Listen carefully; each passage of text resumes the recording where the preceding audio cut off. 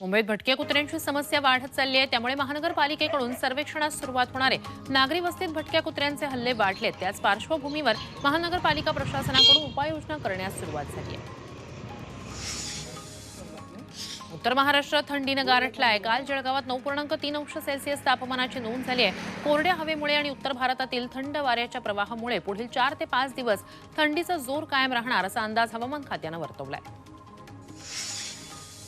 दिल्लीकर कडाक्याच्या थंडीनं गारठून गेले। थंडीमुळे अनेक भागात धुक्याची चादर पसरली। याच पार्श्वभूमीवर हवामान विभागानं पंजाब, हरियाणा आणि चंदीगडमध्ये ऑरेंज अलर्ट जारी केलाय। नाशिकच्या लासलगाव बाजार समितीत कांदा निर्यात बंदीनंतर दररोज कांद्याच्या दरात घसरण होते। गेल्या आठवड्यात पंतप्रधान मोदी नाशिक दौऱ्यावर आले होते। यावेळी कांदा निर्यात बंदी संदर्भात काही घोषणा करतील अशी अपेक्षा होती, मात्र काहीच घोषणा न झाल्यानं आज कांद्याला 7 महिन्यांनंतर निच्चांकी दर मिळालाय।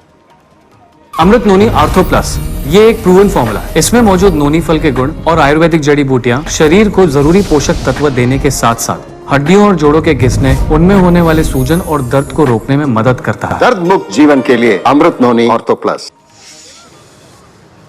धुळे आणि नंदुरबार जिल्ह्यातील कापूस उत्पादक कापसाला दर मिळत नसल्यानं चिंतेत आहेत। चांगला भाव नसल्यानं शेतकरी कापूस न विकताच घरी परत नेत आहेत। सरकारनंच कापसाला भाव द्यावा अशी मागणी शेतकरी करतायत।